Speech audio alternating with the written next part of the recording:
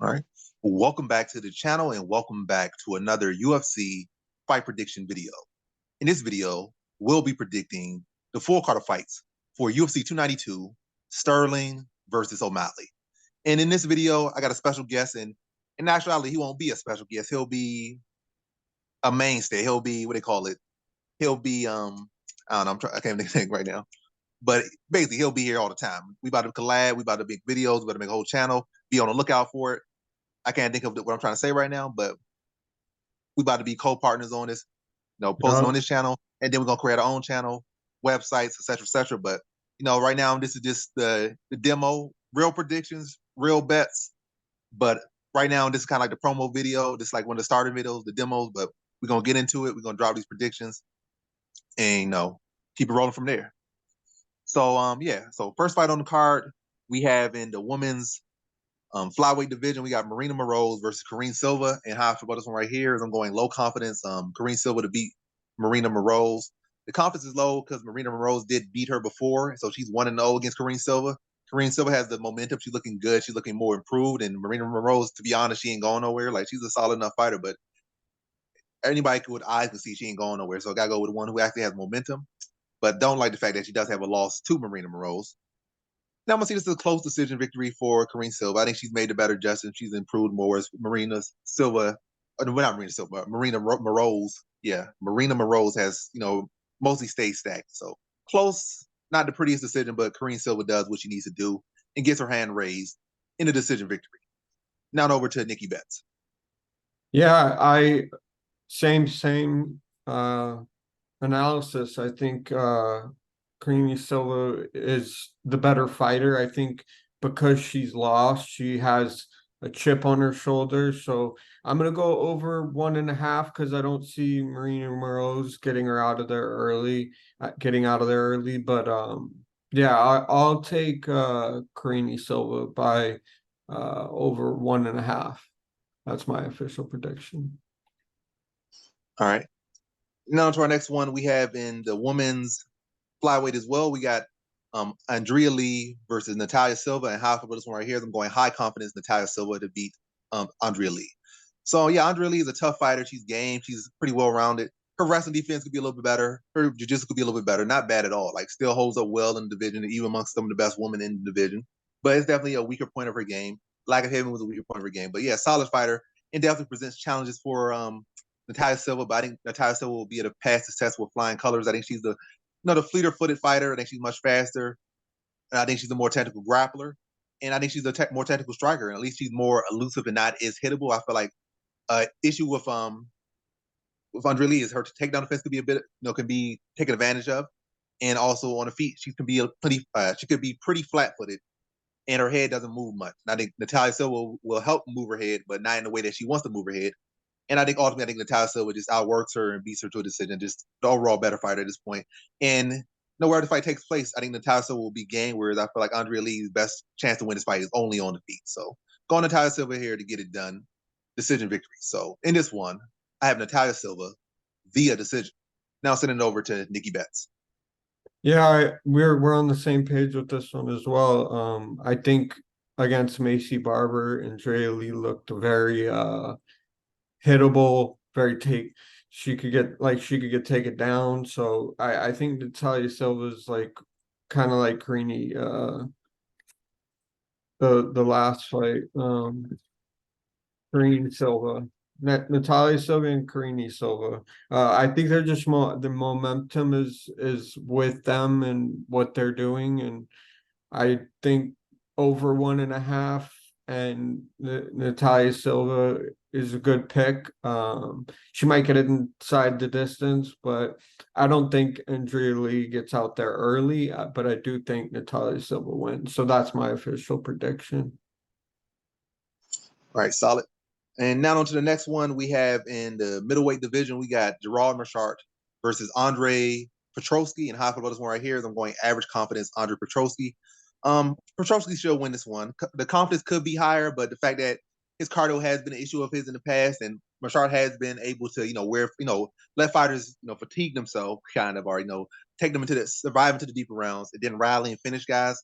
He has done it at least 3 times, I think, in his career, at least 3 times in the UFC. So he has a pattern of doing that. And Petroski does seem to kind of fall into that pattern to some extent. But I'm not going with that narrative. I feel like the fact that he has trained alongside Joe Pyfer, who was able to, pretty much do easy work on Meerschaert, like make easy work of Meerschaert. And also he has seen, like, putting up other fighters beat Meerschaert.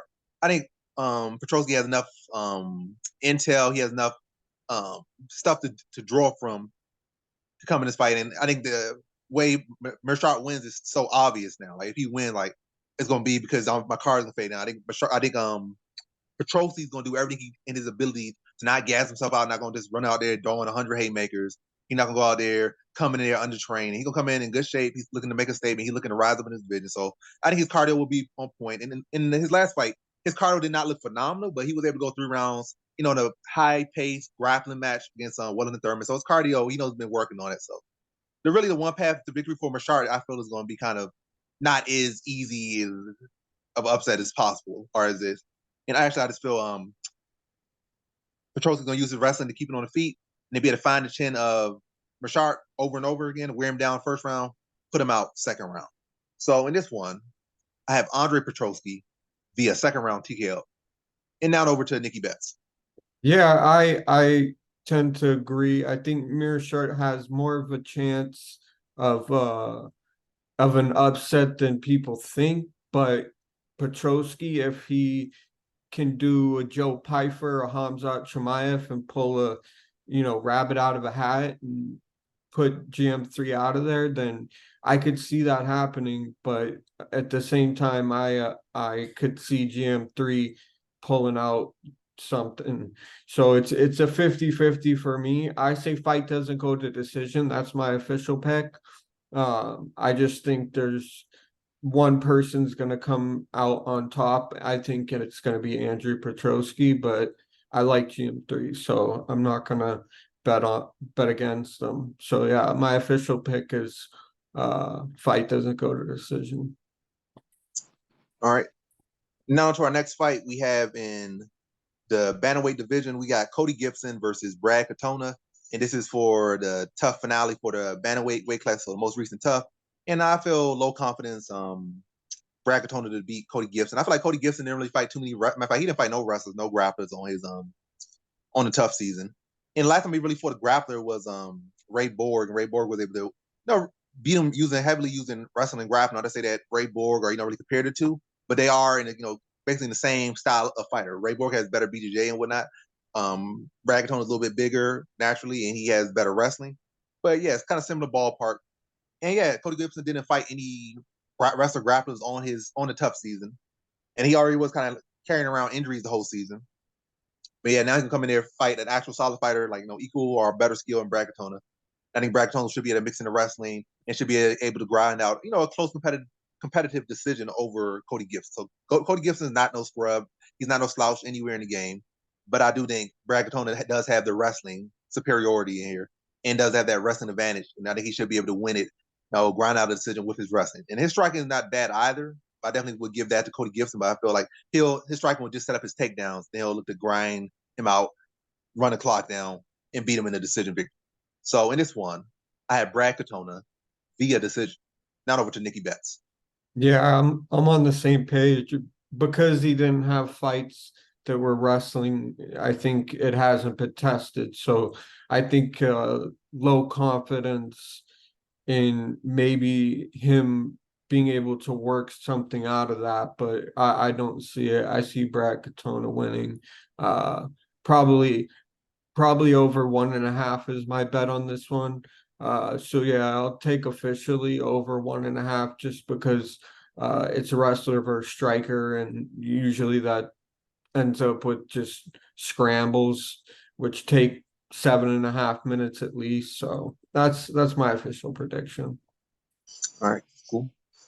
And now on to our next one, we have our other tough finale. We got in the lightweight division. We got Kurt Holobaugh versus Austin Hubbard. So again, tough finale. This is the lightweight division of the same season.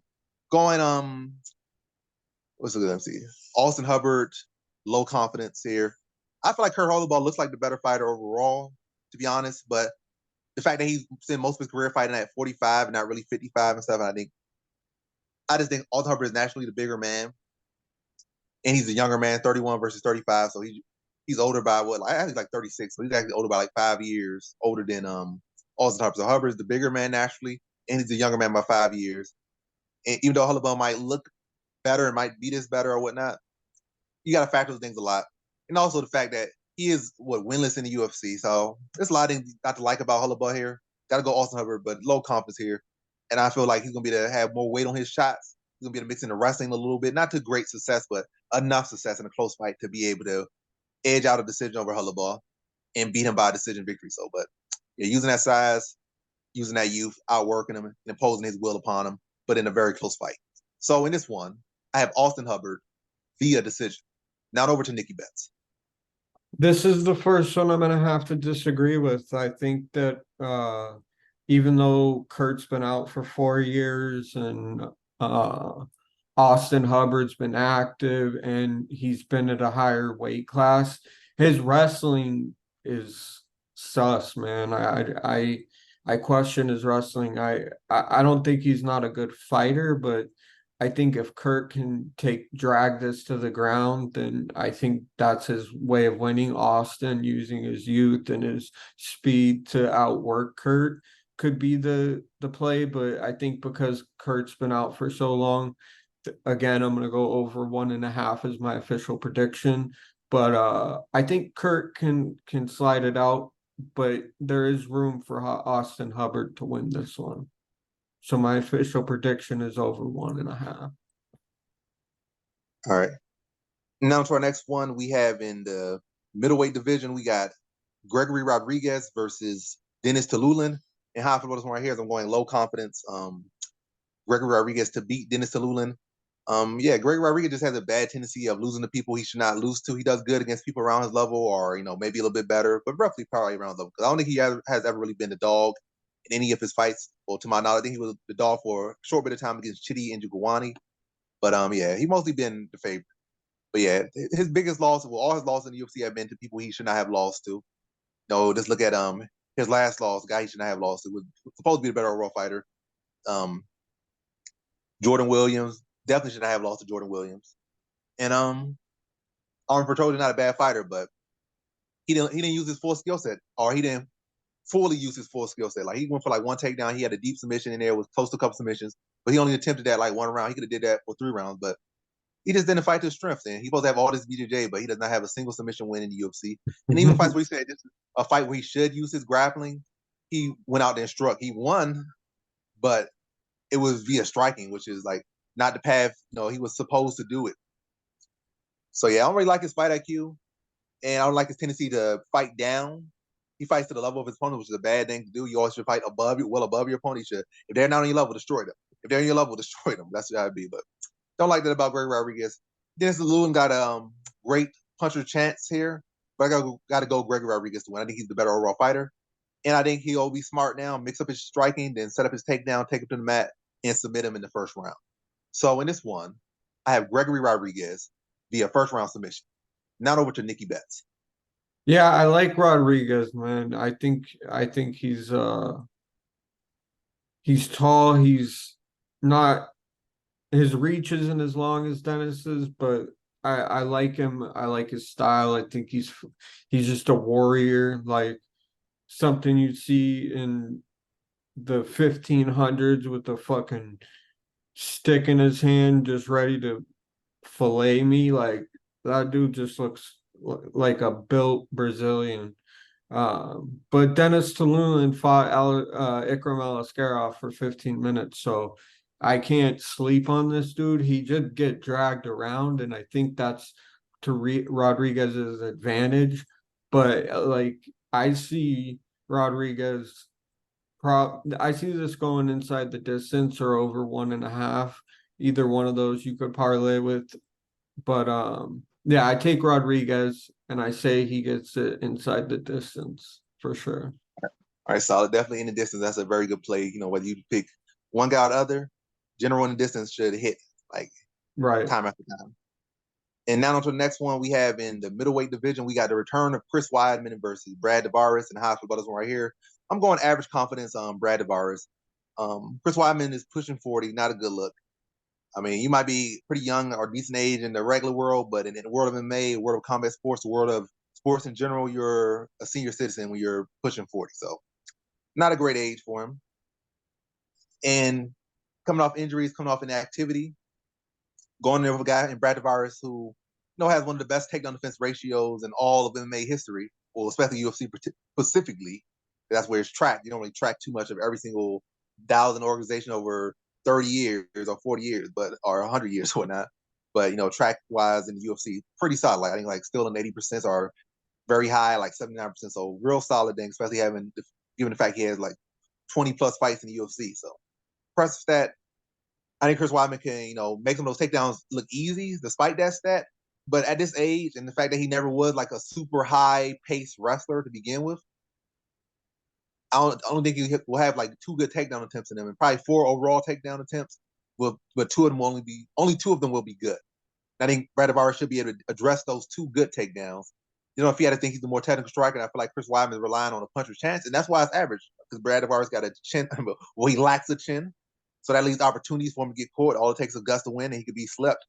But if he can avoid that for the most part, or maybe he'll take a couple good shots, and maybe like probably 2 good takedowns, probably 4 real strong punches thrown at him, and get stuff to takedowns and outbox him, outwork him, outstrike him.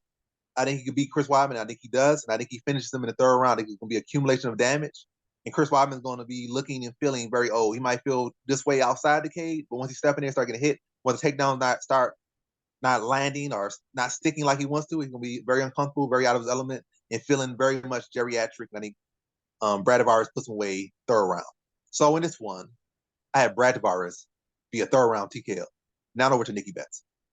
Yeah, I'm gonna have to say Weidman is up there in age, and he's unless you're Anderson Silva or Yoel Romero, I I I don't see people tend to be successful at the older age. I don't think I can appreciate the fact that Weidman's coming back. I'm excited. I get to see him this weekend. You know what I mean? I'm gonna be there for this one.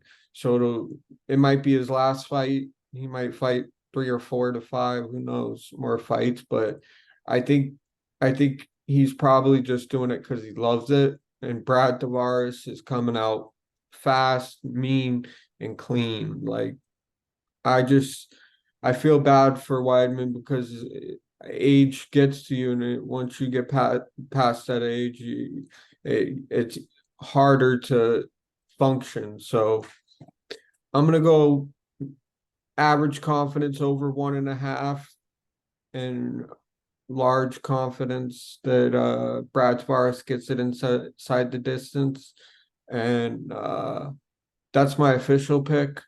Is Brad to get it inside the distance. So you could either do inside the distance or Brad inside the distance, but those are my official picks.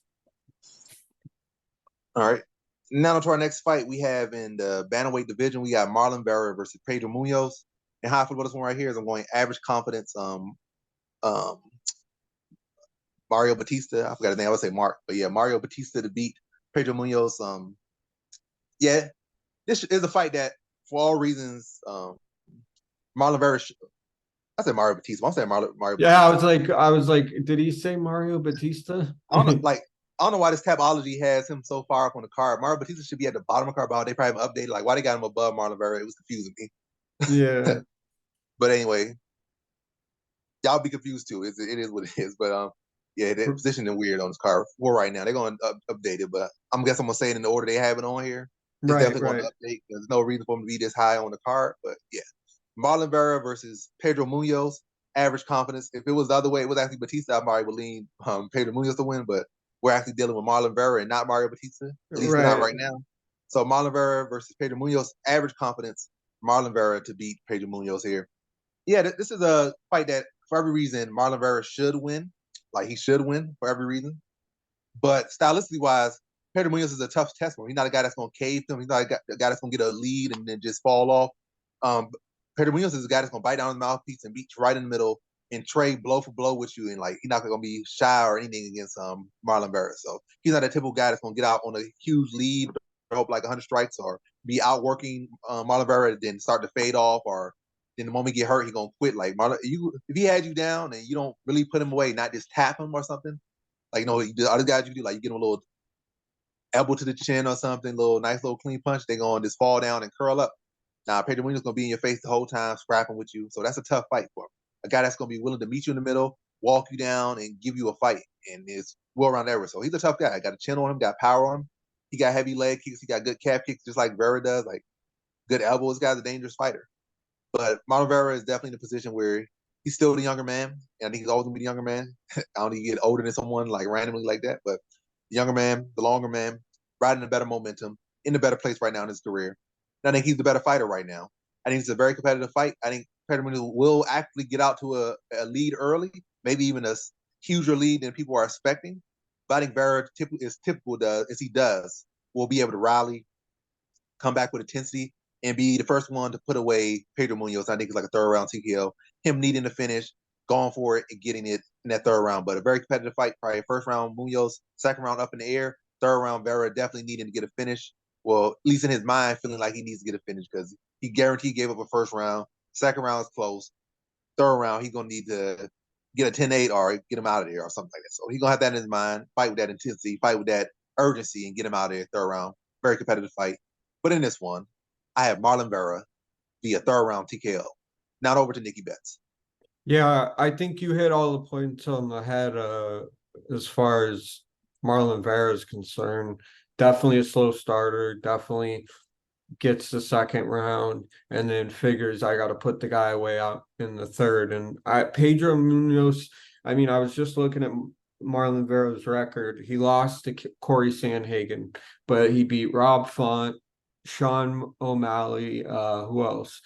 And Frankie Edgar and Pedro Munhoz. So his resume isn't that impressive compared to Marlon Vera. It's more impressive than mine, obviously, but as far as Marlon Vera is concerned, he hasn't fought the better fighters and been in there for the rounds to learn and grow. And I think that's what Marlon Vera does as a fighter. He learns and he grows. So I could see him getting it done late in the third round, late second round, early third round. But my official prediction is the fight to go inside the distance, and my official pick for the winner is Marlon Vera. All right, solid. Now to our next one, we have in the bantamweight division. Now we actually got Mario Bautista here. I don't know why it's here, but again, it is what it is. Mario Bautista versus Damon Blackshear. Originally for the long run, well, this fight hasn't been announced that long, but originally my initial pick was going to be Mario Bautista, but I'm shifting to Damon Blackshear, and this year, well, y'all already saw my quick pick upload, so y'all already know my prediction. But anyway, yeah, going Damon Blackshear to get it done in the distance. And I'm going Damon Blackshear, low confidence to beat Mario Bautista. Yes, Mario Bautista has the better momentum right now. He's had his ups and downs. Now he's looking the best he ever looked. He's riding a good streak and whatnot. But he still really hasn't addressed the defensive grappling issues of his game yet. Since Corey Sandhagen made it look very easy to submit him early on in their UFC careers. And nobody else has really since tried to, no one good has, or no one in general has really fought a grapple-heavy approach against Mario Bautista since. And definitely no one good has, he hasn't really fought a good grappler since. Or he fought Brian Kelleher, but, not the best version of Brian Kelleher. So I'm going to go Damon Blackshear to pull off the upset here. He's hungry enough to jump back, and I don't think he would jump back on short notice if he didn't believe he could win this fight. I think he sees something. I think he'll be able to find it. I think he gets Bautista out of there first round submission. I think he'll be able to come out there aggressive, maybe crack Bautista, get him on the back foot, and then get him probably over defending a little bit, probably going high guard, and be a blast under, drag him to the mat, then look to ground the pound, work for the submission, and get him out of there first round. So in this one, I have Damon Blackshear via first round submission. Now over to NickyBets. Yeah, I have to agree. I think Damon Blackshear gets this one done. I was thinking that all week. I think Mario Bautista has a puncher's chance, but the puncher's chance isn't as good. Blackshear just came off a win a week ago. He's been active. He's been trying to grow and learn. And I think for that, he deserves the nod of winning this fight. It sucks that it's not Cody Garbrandt because Cody Garbrandt's a legend, but I'm gonna love to see Damon Blackshear win me some money this weekend. It'll be awesome, and I'm gonna go fight inside the distance because they're both finishers, and that way I don't leave myself on open-ended if Mario Bautista pulls an upset for me. So yeah, I say official prediction inside the distance, but winning Damon Blackshear. Solid. All right, now to our next fight. We have in the welterweight division, we got Magny versus Ian Garry. And how I feel about this one right here is I'm going high confidence Ian Garry to beat Magny. I feel like at this point in his career, well, really in general, but especially now, Magny is definitely a several-time certified gatekeeper. His only real path to win this one is a decision, as it is with most of his fights. Not all of his fights, but most of his fights, decision. And that's his best chance here, decision, if he's going to win. Wall and stall blanket him and get a decision victory. But even that is not really a clear path for him because, you're going in with the engine. You're going in with the people, the fighter people want to win. The engine wants to win. The AI wants this guy to win. So even if you do fight your style of fight and you win the minutes, he's going to win based off the moments. He's going to probably land a big shot this round, big shot that round. Might kick your leg out this round. Then get held for like 5 more minutes or whatnot. But they can still want to lean into him because he was the only one dealing damage. That's probably how they're going to justify a robbery if that's the case. I don't think it's going to be a robbery at all. I think it's going to be a finish. I think he puts Magny away. Magny's getting up there in age. He's still relatively younger than you would think he is, despite how long he's been around. But he's definitely getting up there in age. He definitely has. The age might not be as old as you think it is, but the mileage is more than you think it is, especially the training stuff. So he has had a lot of fights. He has lost a lot. He has won a lot more than he lost, but mileage is up there. I think Ian Garry's the better striker. I think he has the size as well. I think he has the movement to not get stuck on the cage. Then he just faster, more technical, and is a better fighter and in a better position in his prime versus Magny, who's reaching the end of his career. I think he puts Magny away, especially Magny coming in on short notice as well. So it's a lot of things leading to Ian Garry to get him done or get him out of there. So the short notice, the youth, the momentum, the engine, everything is kind of leaning to Ian Garry and leaning into him in a big way to get it done also in the distance. So I'm going to say second round TKO for Ian Garry. Just really fill him out first round, probably chopping his legs down, kind of trying to bring, attacking him to the body, get him to bring those hands a little bit low, then bring those shots up, probably attacking the body, then bring the shots up top, curl him against the cage, and then getting a TKO in that second round. So in this one, I have Ian Garry via second round TKO. Now over to NickyBets. Yeah, this card's hard to argue with anyone on if you're a hardcore MMA fan. Ian Garry's momentum, man, he's getting better, he's getting sharper, he's getting more technical every time you see the guy. And Magny, man, I like him, the Haitian sensation. Sac passe. That's what's burning in Haitian Creole. I have a lot of Haitian friends, so I like Magny. I root for him a little bit, but Ian Garry's got too much in the tank and too much in the arsenal. It's like, it'd be like England fighting Haiti. You know what I mean? The guy's just got too many things in his arsenal to not win this one. But I love both fighters, but I like Ian Garry. I like his momentum. I want to see him fight either Shavkat or Hamzat or, Bella Muhammad, any one of those guys, just to see him really tested, because I don't think this is a test for him. I think I like Magny, but I see Ian Garry getting it done in the second round. Same exact prediction. All right, solid. And what do you say your bet is for this one? In the distance? Inside the distance is my official bet. All right, solid.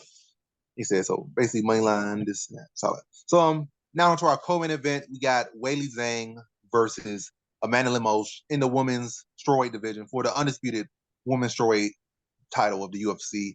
Weili Zhang's defending her undisputed title, which she just won back from Carla Esparza. So she had to go through the whole round robin, but she got her belt back.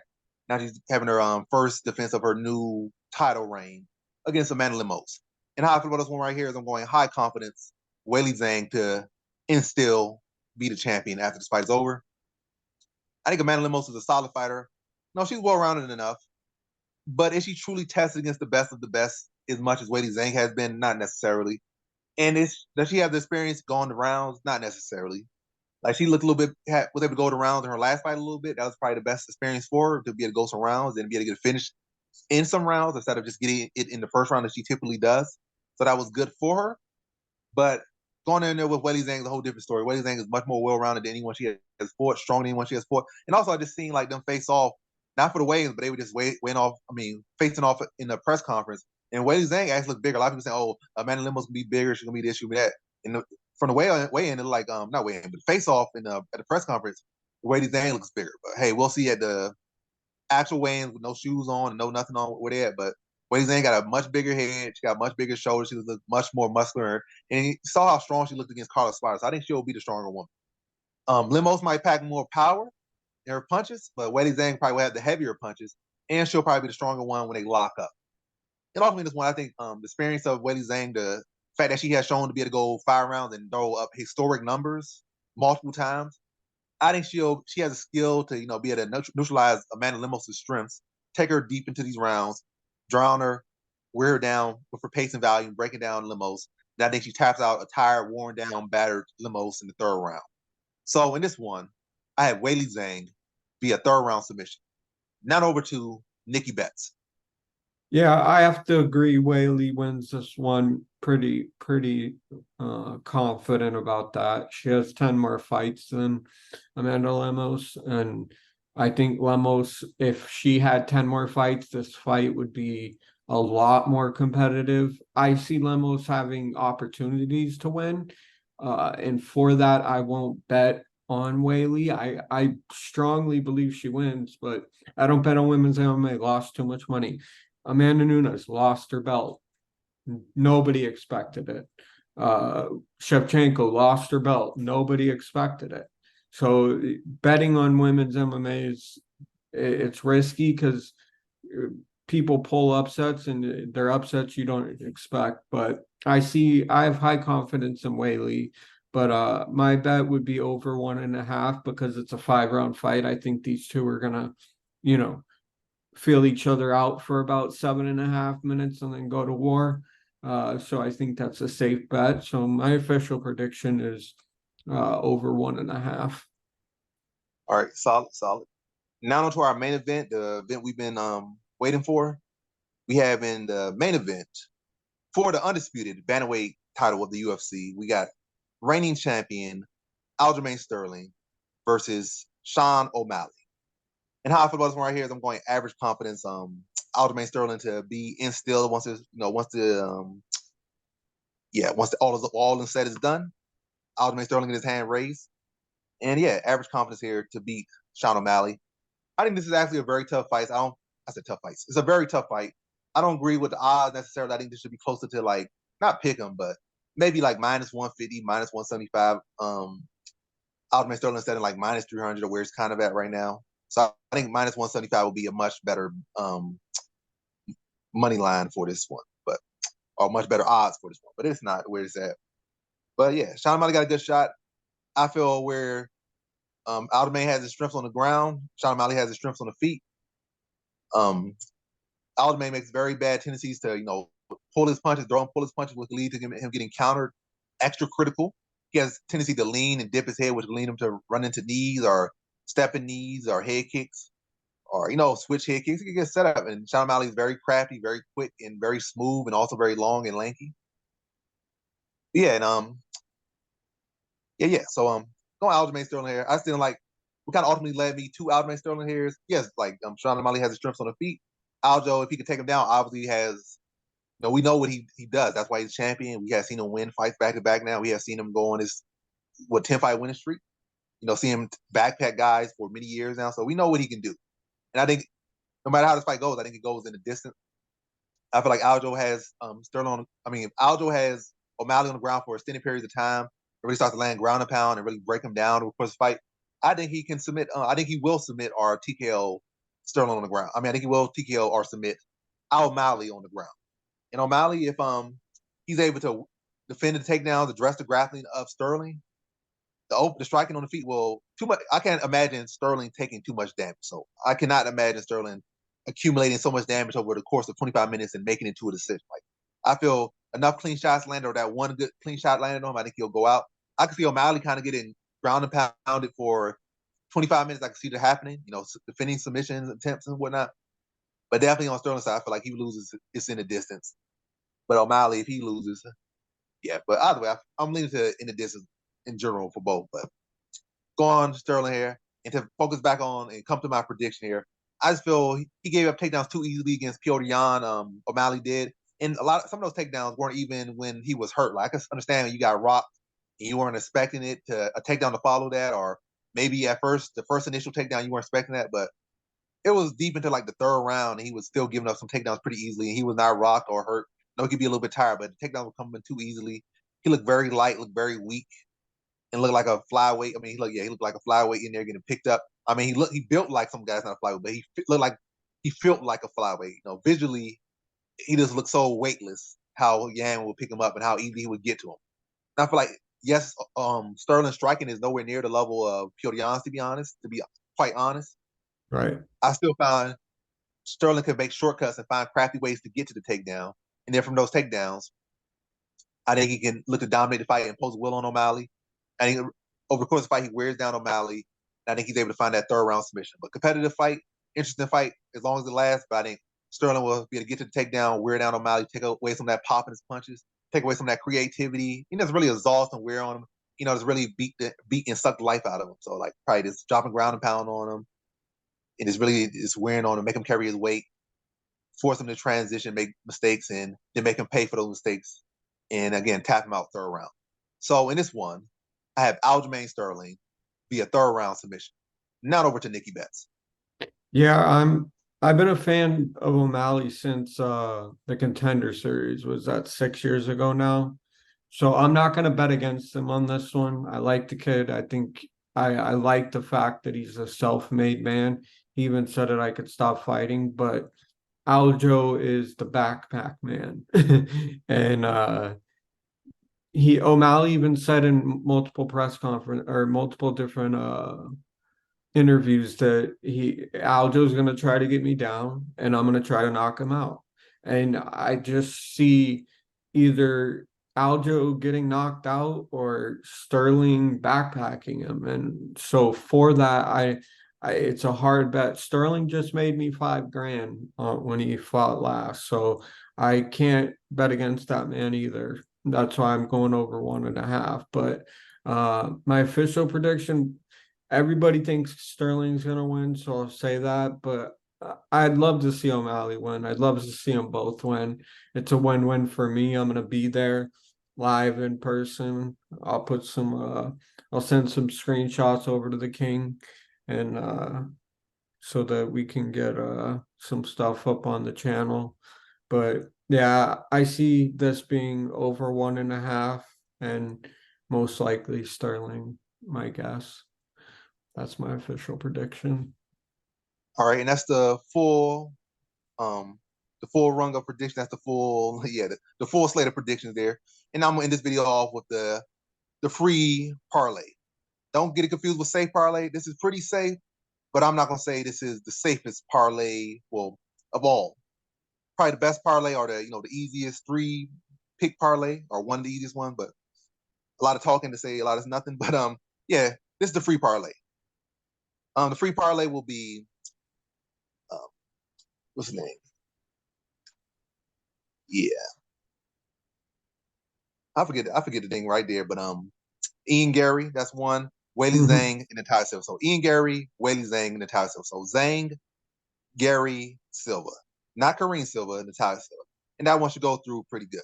There will definitely be better free parlays as the weeks go on, because definitely will be better ones presented.